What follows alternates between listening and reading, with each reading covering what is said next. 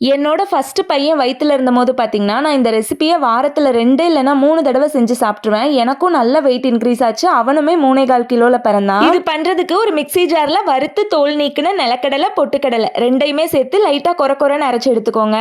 ரொம்ப நேரம் அரைச்சிட்டீங்கன்னா கடலையில இருந்து ஆயில் ரிலீஸ் ஆக ஆரம்பிச்சிரும். ஸோ கொஞ்சம் கொரன்னு அரைச்சு எடுத்துக்கோங்க. நானே இன்னைக்கு கொஞ்சம் எக்ஸ்ட்ரா டைம் தான் அரைச்சிட்டேன். தென் உங்களுக்கு தேவையான அளவு சத்து மாவு எடுத்துட்டு அதோட நம்ம அரைச்சு வச்ச பவுடர் கொஞ்சமா திருவன தேங்காவும் சேர்த்து கொஞ்சம் கொஞ்சமா தண்ணி சேர்த்து சப்பாத்தி மாவு பதத்துக்கு பிசைஞ்சிட்டு அதை கொழுக்கட்டை பிடிக்கிற மாதிரி பிடிச்சு ஒரு 10 to 15 நிமிஷம் நல்லா வேக வச்சு எடுத்தீங்கன்னா சூப்பரா ரெடி ஆயிரும். வெயிட் இன்க்ரீஸ் பண்ணணும்னு நினைக்கிறவங்க ட்ரை பண்ணி பாருங்க, கண்டிப்பா ஒர்க் அவுட் ஆகும். ஈவினிங் ஸ்நாக்ஸா இதை சாப்பிட்டு நைட்டுக்கு இடியாப்பம் தேங்காய் பால் தான் பிளான் பண்ணி வச்சிருந்தேன். பட் அதையும் ஸ்வீட்டா சாப்பிட்டு இதையும் ஸ்வீட்டா சாப்பிடணுமா, ஏதாவது காரமா ட்ரை பண்ணி பார்க்கலாமே அப்படின்னு சொல்லிட்டு இந்த முட்டை கொத்து இடியாப்பம் ஏதோ சம்திங் யூடியூப்ல பார்த்து ட்ரை பண்ணி பார்த்தேன். நல்லா இருந்துச்சான்னு கேட்டீங்கன்னா ரொம்ப சாப்பிட முடியாத அளவு மோசமாவும் இல்ல, ஆஹா ஓஹோன்னு சொல்ற அளவுக்கு நல்லாவும் இல்லை. என்ன கேட்ட அளவு சுமார் தான். பட் என் ஹஸ்பண்ட்க்கு ரொம்ப பிடிச்சிருந்துச்சு.